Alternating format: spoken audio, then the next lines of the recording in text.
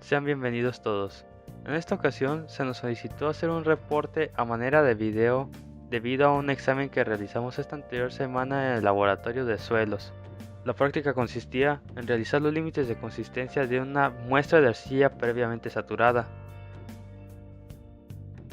Los materiales a utilizar fueron los siguientes: agua destilada, una copa de caza grande, nuestra muestra de arcilla previamente saturada, pequeños recipientes de metal, una pequeña copa de porcelana, un ranurador, vernier y una placa de vidrio para poder trabajar el límite plástico.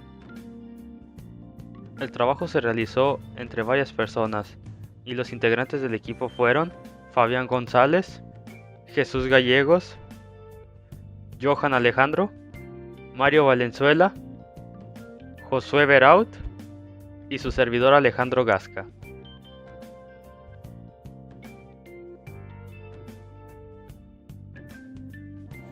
Para comenzar con esta práctica fue necesaria la utilización de arcilla que previamente habíamos dejado saturando. El primer procedimiento realizado fue para determinar el límite líquido, para el cual fue necesaria la utilización de la copa de caza grande. En este procedimiento, lo primero que realizamos fue poner un poco de nuestra muestra de arcilla en la cápsula de porcelana y mezclamos muy bien todo ese material con ayuda de la espátula y la colocamos en la copa de caza grande, partiendo del centro hacia el exterior de la copa y cuidando de no pasarnos de la altura del ranurador, la cual era de aproximadamente de 8 milímetros, y tratando de hacerlo con un solo movimiento o con los menos posibles y sin hacer mucha presión. Enseguida, con ayuda del ranurador, separamos la muestra colocada poniendo el ranurador en el centro y partiendo la muestra con un movimiento de adelante hacia atrás.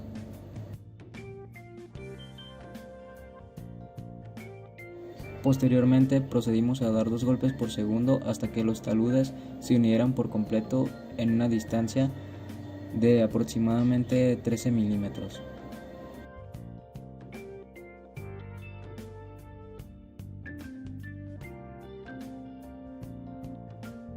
Conforme íbamos obteniendo la muestra requerida, la íbamos colocando en un pequeño recipiente previamente pesado y registrado, para posteriormente volverlo a pesar, pero ahora junto con la muestra y registrar el nuevo peso.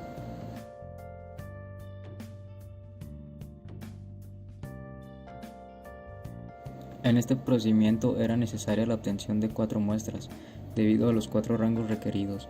Por ende, realizamos este procedimiento las veces necesarias hasta obtener un caso en cada rango, los cuales eran de 4 a 10, de 10 a 20, de 20 a 30 y de 30 a 40 golpes, y fue con base al número de golpes requeridos para que se unieran los taludes que se clasificó cada caso realizado.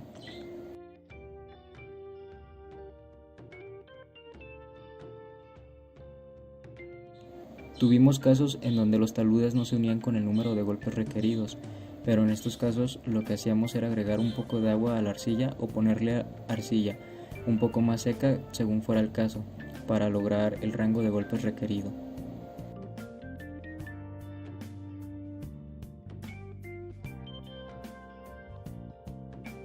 No, y ahora me toca a mí repetir el procedimiento, pero con otra muestra. Estoy mezclando la muestra dentro del recipiente de porcelana y recordemos que tenemos que colocarla en la copa de caza grande, expandirla bien por toda la base frontal.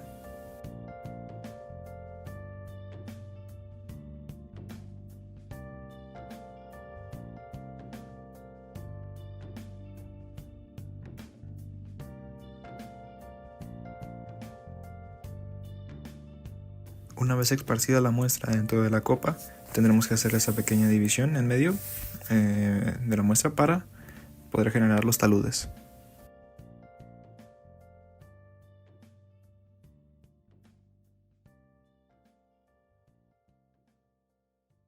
Y ya una vez dividida la muestra, procedemos a girar para poder darle los golpes y pues esperar hasta que se unan. En este caso fueron 16 golpes.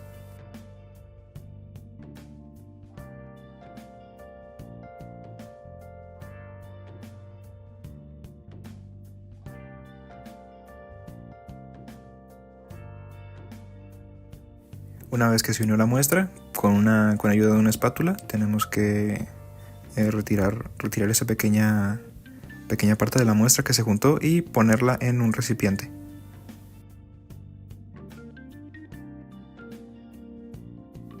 Enseguida de mí, mi compañero Fabián repitió el procedimiento, pero ahora con una muestra con mayor cantidad de agua, por lo tanto tardó muchos menos golpes en unirse.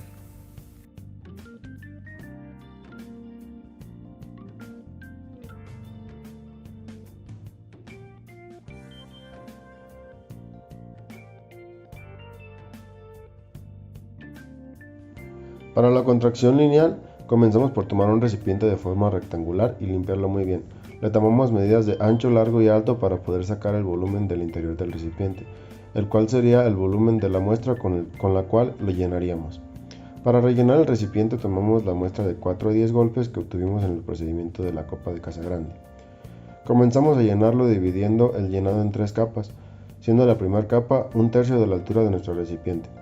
Le ponemos la primera capa y le damos unos golpes para poder reacomodar nuestra muestra y que el llenado quede sin vacíos.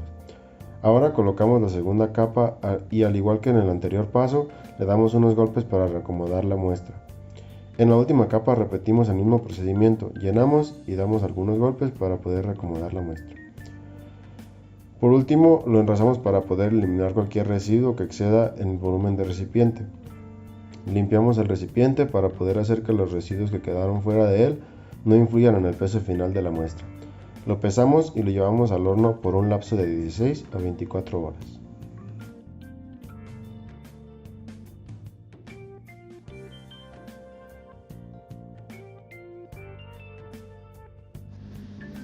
Para determinar el límite plástico de nuestra muestra, deberemos de tomar una pequeña porción de la muestra del rango de 20 a 30 golpes de la copa de Casagrande y hacer una pequeña bolita de 1.2 centímetros de diámetro.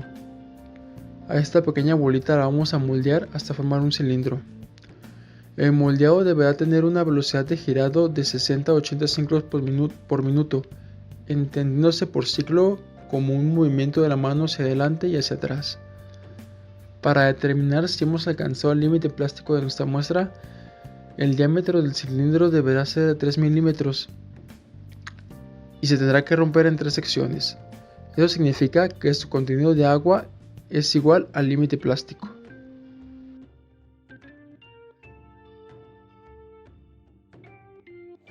Una vez teniendo las 4 muestras, una de cada rango, procedimos a llevarlas al horno para obtener su peso seco para los cálculos necesarios para esta práctica.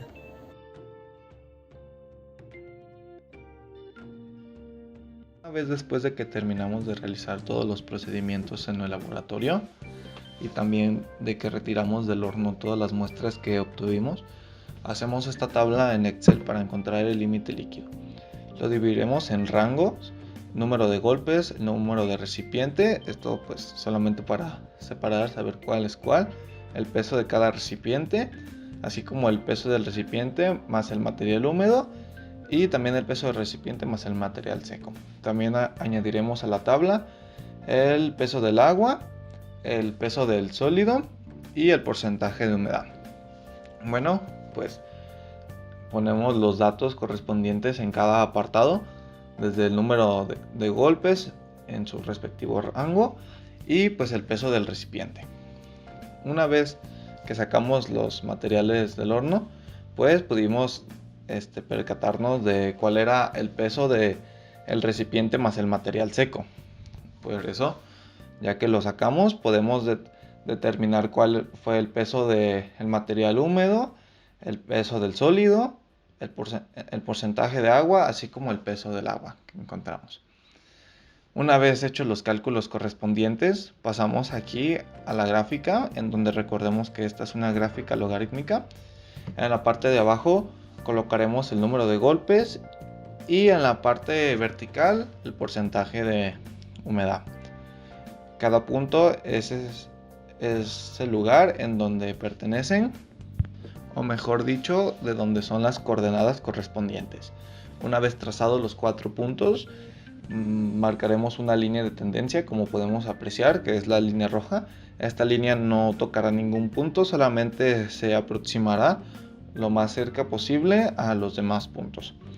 Una vez hecho esto, colocaremos una línea vertical y en el punto en donde esta línea vertical toca con la línea de tendencia es donde encontraremos nuestro límite líquido, que en este caso nuestro límite líquido es de 47.80%.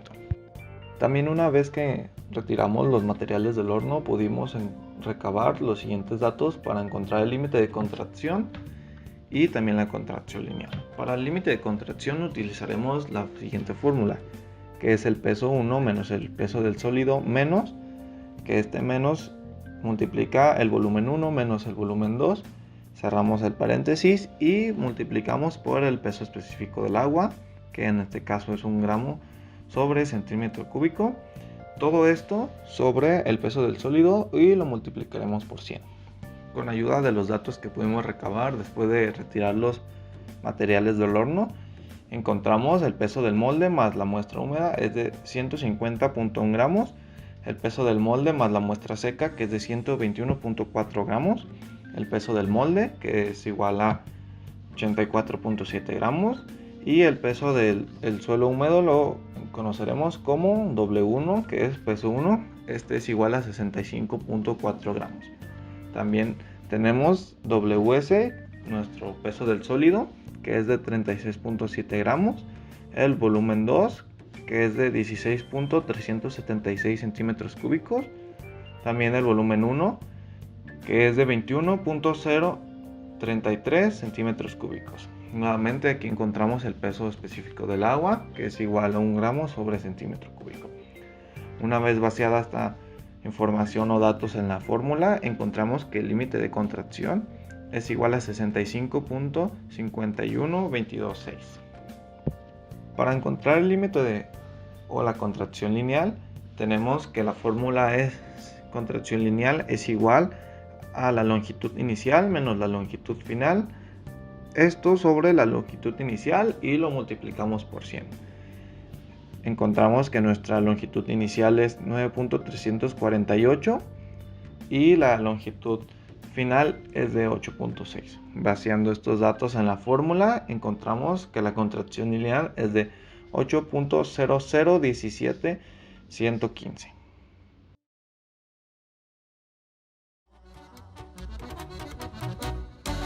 Rifles de esos que ni se imaginan, yo los tengo aquí a la mano.